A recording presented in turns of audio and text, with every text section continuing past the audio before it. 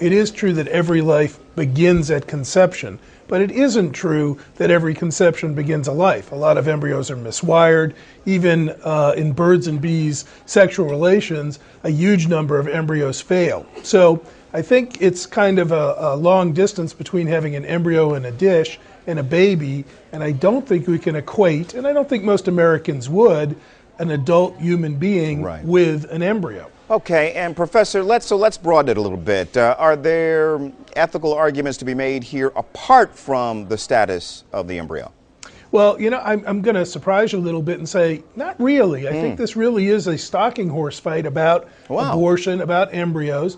There are some issues that come up about what's the best alternative to pursue: adult stem cell, fetal, induced pluripotent. There are all kinds of ways to get stem cells, but those are basically science questions. And even though we hear a lot right now about people saying, well, there are other ways to go, they're really, those other ways to go arguments are coming from people with religious or moral objections to embryo destruction. Scientific community is absolutely in agreement that you've got to pursue all strategies at this point because it's early days and we really don't know what's going to deliver in terms of cures. Elizabeth Cohen has a question for you.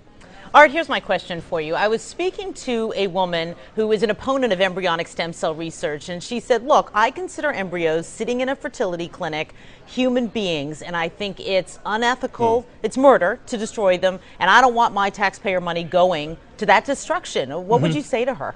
Well, I'd say this. The embryos that are left behind, and remember, Elizabeth, there are probably 600,000 in the U.S. alone left behind by couples who don't want them anymore, trying to have babies, but they did, or they gave up because they couldn't afford it, or they got divorced, or they died. Those embryos' fates are sealed. They will be destroyed. Better to have something good happen, research that might benefit people in wheelchairs or help kids with juvenile diabetes, than simply to have them destroyed at the clinics. We're not going to see any other fate for those embryos other than they're going to be destroyed. Now, I think some folks would disagree with you and would say, well, Art, you could take those embryos and give them to a family that does want them. There are families that would love to adopt those embryos and put them into the wife's womb and grow them into a child. You know, I would agree with that. Last year in the United States, we had 70 embryo adoptions. If we really pushed, we might get a couple dozen more.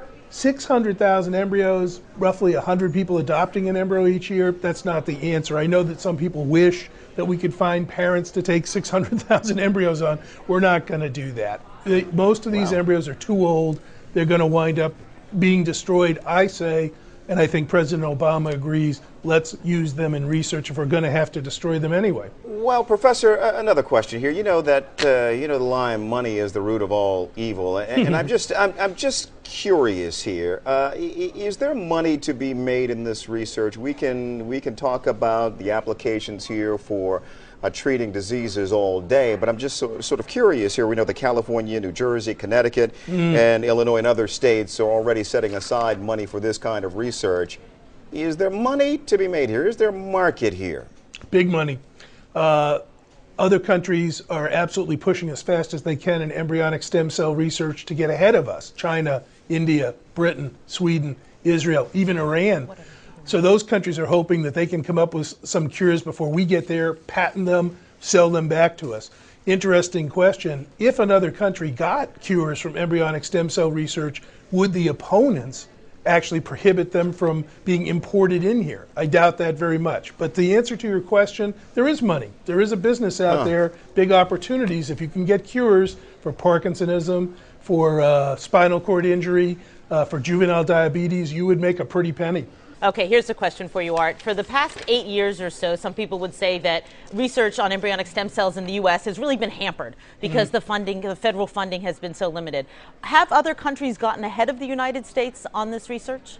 A little bit. There is some important work going on in England. We're not clear what the Chinese are doing. They don't say much and talk much about it. I'd say this. At the end of the day, the biggest engine driving research in the world is the National Institutes of Health. We just spend a lot of money there on basic research. Private companies don't spend that kind of money. Even foreign countries don't really spend that kind of money. So when the NIH puts money into embryonic stem cell research, as they will after Obama makes this announcement, I think it's still going to allow us to catch up. I think it's still going to allow the United States to take the lead in this area.